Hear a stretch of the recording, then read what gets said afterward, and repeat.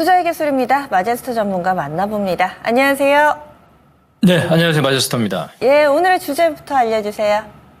자, 양호한 미국 GDP에도 미국 대선발 변동성이다. 자, 이렇게 말씀을 좀 드리고, 자, 시장 설명을 해드리도록 하겠습니다. 미국 증시부터 좀 봐주시죠. 네.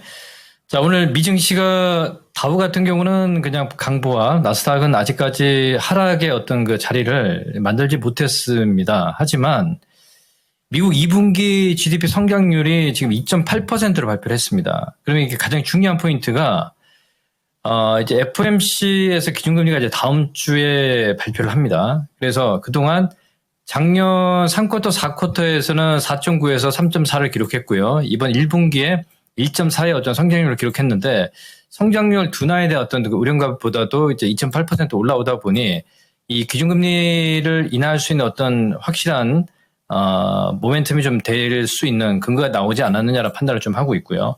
자, 미국의 기준금리를 보게 되면 지금 5.5%이거든요. 그래서 7월 달에 이번 달에는 뭐 기준금리를 인하를 못할 겁니다. 그래서 일단 약간 뭐 동결 스탠스에서 뭐 비교급파적인 발언이라든지 이렇게 좀 나올 거다라고 좀 판단을 좀 하고 있습니다. 그래서 다음 주 30일, 31일 날 이제 발표가 좀 중요하지 않겠느냐라고 좀 판단을 좀 하고 있습니다.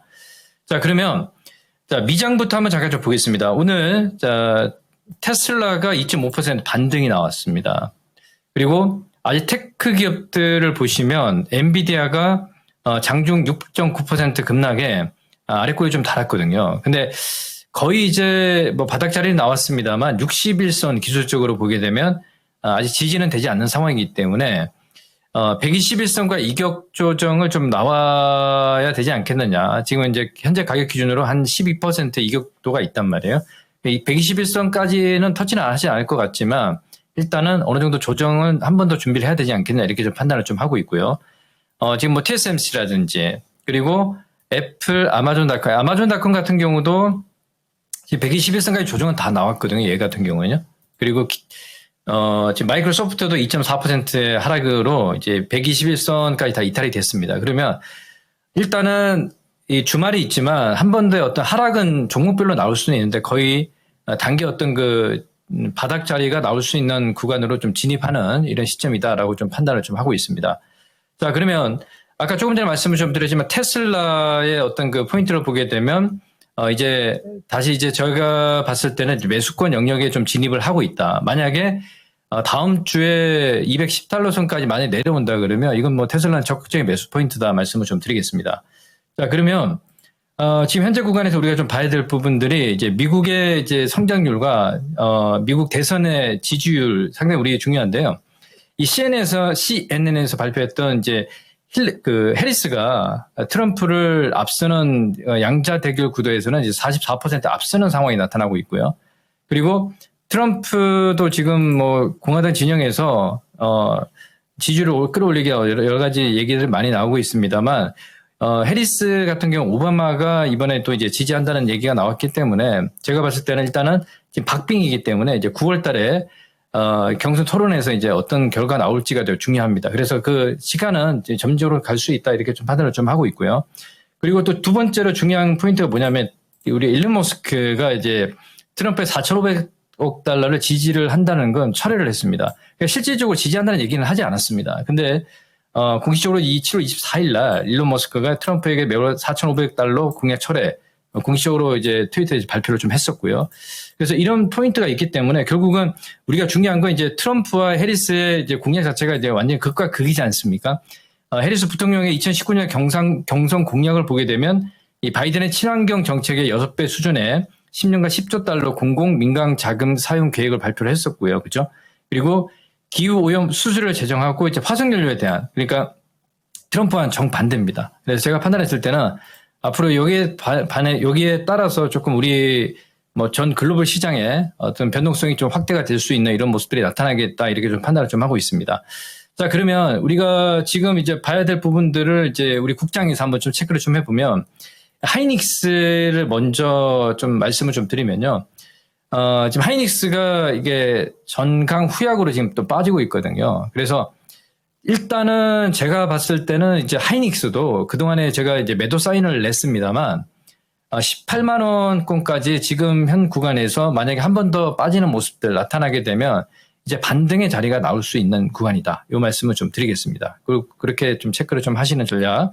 낙폭과에 대한 반등 메리트다. 이렇게 좀 말씀을 좀 드리도록 하고요. 예. 자, 그러면 2차전지 쪽으로 이제 넘어오면서 어제 우리 앵커님이 예, 제가 확인을 이제 그 방송 끝나고 이제 확인했는데 LG에너지 솔루션에 대해서 이제 먼저 잠깐 얘기를 좀 해드리면 LG에너지 솔루션이 2024년도 경영 계획을 발표를 했는데 올해 원래는 이제 45에서 50기가와트시 예상 수혜를 기대를 했었습니다만 이 캐전 구간하고 약간 20% 이상 감소한 지금 30에서 35기가와트시를 발표를 했거든요. 그리고 제가 방송을 할 때 어제 그 LG에너지 솔루션이 마이너스권까지 내려왔었습니다만 이게 어떤 그 악재가 다 반영되는 모습들이 나타나고 있고 오히려 악재라기보다도 실질적으로 현실을 직시하고 오히려 이제 경영 계획을 발표를 하지 않았냐는 판단을 좀 하고 있습니다. 그래서 장중 6.5%까지 이제 급반등이 좀 진행이 됐었고요. 현재는 2.5% 빠지고 있는 상황인데 일단은 바닥 자리를 좀 다지는 시간들이 제가 항상 낙폭과대에 대한 포인트는 바로 올라올 수는 없었거든요. 그래서 어느 정도 이제 물량을 좀 소화를 하면서 올라오지 않겠느냐 이렇게 판단을 좀 하고 있고요. 예. 자, 그리고 저 PNT 하나 또 말씀을 좀 드리면요. PNT 같은 경우도 어제 장중 7.5%까지 이제 급등이 진행이 되고 이제 마감은 2.7%로 이제 마감을 했습니다. 그리고 이제 오늘 지금 현재는 마이너스 2%를 기록하고 있는데 이렇게 조금 이제 바닥을 좀 다지고요. 다지고 올라올 수 있는 자리가 나올 수 있기 때문에 제 이제 투자 기술 통해서 이제 매매하신 분들 같은 경우는 조금 기다리면서 이제 거래량 증감 여부를 체크를 하면서 전략을 세우라고 말씀을 좀 드리고 싶고요. 자, 그리고 코스모 신소재가 이제 잠정 실적지 발표를 했습니다. 어제 이제 잠깐 언급을 해드렸던 부분들인데 이번에 1,850억 매출액에 영업이익이 69억 정도 이제 잠정치를 발표를 했는데요. 이게 작년 2023년도 2분기에 이제 발표를 했던 게 거의 한 1,900억 매출액에 7월 달이겠죠, 그죠? 예.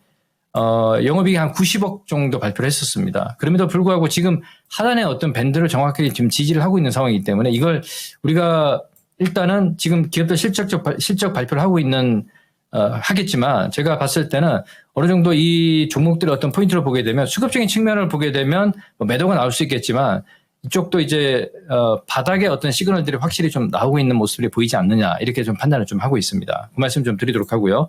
자, 그리고 에코프로를 보시면 에코프로가 어제 이제 바닥권에서 예, 장 마감이 이제 3% 상승으로 이제 끝나고 지금 현재 좀 되돌림이 나타나면서 3%의 좀 약세를 보이고 있는 상황이고 어제 이제 거래량 자체가 130만, 128만 정도 나온 상황이고요. 지금 현재 27만 정도 거래가 나온 상황인데 일단은 좀 바닥을 좀 다지면서 좀 갈 수 있겠다 이렇게 좀 판단을 좀 하고 있습니다. 그래서 제 의견을 듣고 이제 매매하신 분들 같은 경우는 뭐 소신껏 그대로 이제 보유하는 관점으로 말씀을 좀 드리도록 하겠습니다.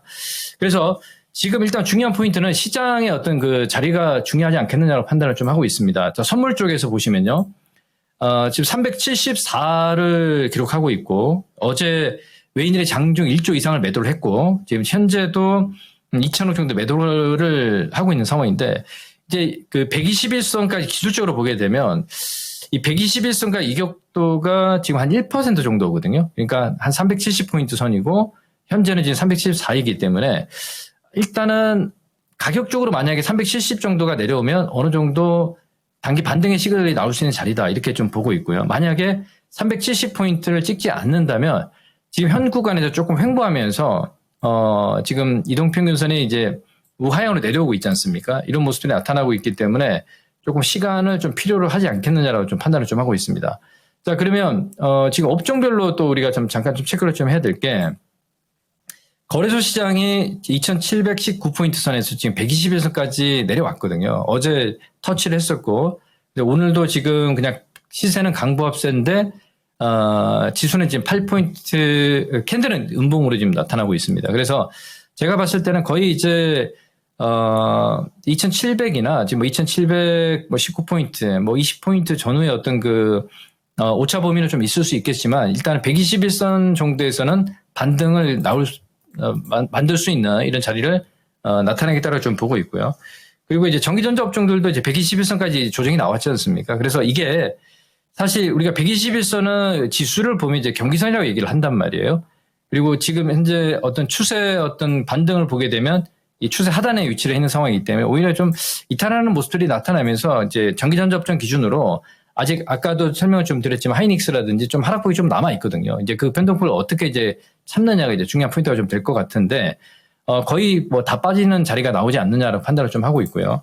코스닥 쪽을 한번 좀 보시면 코스닥 쪽도 일단은 단기 이평선들이 21선까지 약간 좀 우하향으로 좀 내려오는 상황이고 그리고 캔들 자체가 역배력이 있기 때문에 이게 뭐 단기 동평균선 우일선도 안착하는 어떤 흐름들이 지금은 보이지 않거든요. 그래서 그게 이제 다음 주 한 월요일 FOMC 전후를 기점으로 해서 올라오는 모습들이 나타나면서 예, 시장의 어떤 반등폭이 강하게 나오지 않겠느냐를 판단을 좀 하고 있습니다. 그래서 그 말씀을 좀 드리도록 하고 지금 거의 이제 단기 매도 뭐 클라이막스 자리까지는 양시장 코스피 코스닥 쪽에 나오고 있기 때문에 지금 시장 참여를 하시고 계시는 분들 같은 경우는 좀 이렇게 어려움을 많이 좀 겪으실 겁니다. 그래서 포기하지 마시고 지금은 거의 이제 반도체 섹터든 그리고 2차전지 섹터든 반등의 어떤 자리가 나올 수 있는 구간에 진입을 해 있기 때문에 조금 시간적으로 좀 기다리면 되지 않겠나 판단을 좀 하고 있습니다. 그래서 오늘은 이렇게 마무리하도록 하겠습니다. 예, 한 주간 수고 많이 하셨어요.